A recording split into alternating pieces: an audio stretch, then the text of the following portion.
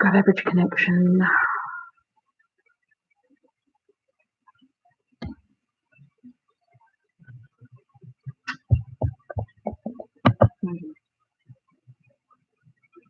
Hi everybody, this is Sky, and I'm trying out this live YouTube thing because I thought it would be a good opportunity to tell you a little bit about who I am and how I came to be an artist, as opposed to just like a regular girl doing the 9 to 5 slog thing, which was not working for me. And I thought YouTube Live would be a good opportunity to experiment with YouTube Live and to say hello to my new followers. So hello, I really appreciate your subscription. And also maybe just touch a little bit on what I actually do in my studio, apart from weaving, which is pretty much the bulk of what I do. But I started my art practice, which is essentially my small business, about probably getting on to 7 years ago now. But let's just say that's where the journey started. But 5 years ago is where it really started to happen. So I had a midlife crisis, yay me, and had a little bit of kind of, self exploration and realized that was not happy. Something had to give. I wasn't put on this planet to just kind of not be a creative soul. So I got myself a studio and I started to paint. And that was a fun, interesting and rewarding process, but there was something lacking. And I just wasn't able to kind of work it out. Then on the side, sort of organically at home, I had always been a little bit kind of, yarn in my hand, a little bit nichey, a little bit crochet, but not strong in those areas by any stretch of the imagination. Just like the feel of those items in my hand. And one day saw on the television wall hanging. And it was part of a set design for a TV show or movie. I can't even remember those details anymore. And I just kind of, I had an epiphany. Let's just say it was an epiphany. And I ran into the kitchen and I ripped up a cardboard box and I turned it into a little mini loom and I wove my first wall hanging just using yarn scraps that I had lying about the house. And I found it really a really kind of comforting, nurturing process, but also quite an expressive and freeing one. And that really resonated with me. And it also felt really nice on the hands. I was able to get sort of the textural elements that I felt were lacking in my painting which was an element of that painting process that I was frustrated with. So, over the course of a year, essentially my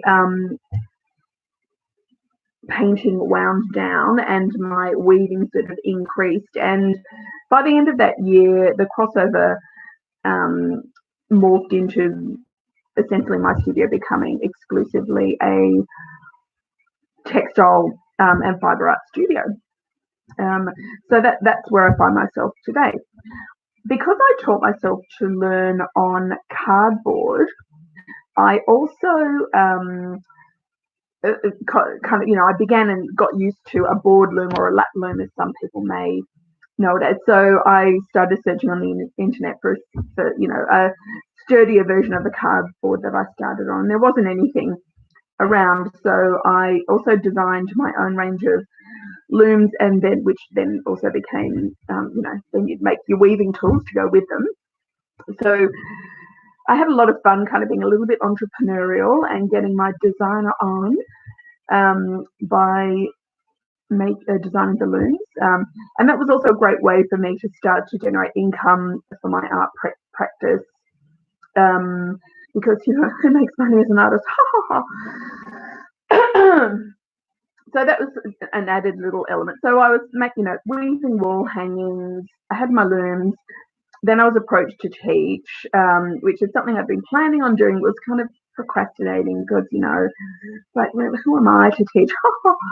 But I bit the bullet. I thought, this is what you're doing now, and this is an extension of what you're doing, and you do really love sharing things with people. So started teaching, and the workshops really took off. I got a lot out of teaching, and really managed to, through my own kind of experimentation and play in my studio, and through the process of learning through teaching, I really managed to kind of hone down really accessible ways of being able to weave, and breaking down the sort of mythology behind weaving techniques, that weaving is difficult or tricky, or so I hope that I'm able to kind of pass that on to you through my YouTube tutorials, and I welcome any feedback if something just doesn't click or resonate.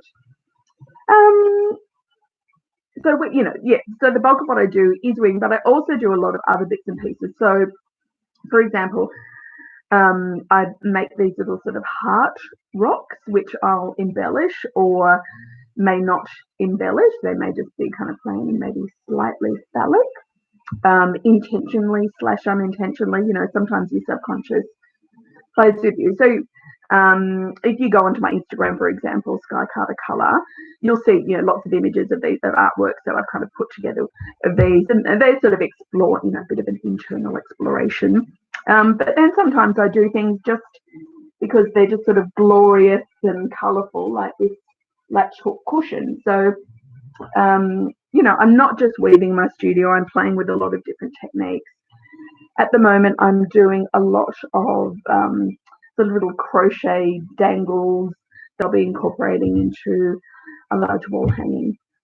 I don't know if I've missed out on any major information. I'm not going to give you my CV because that's boring.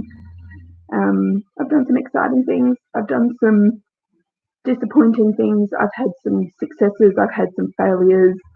This creative experience or journey for me has covered all the spectrums that an experience should cover. So thank you for listening to me talk about me.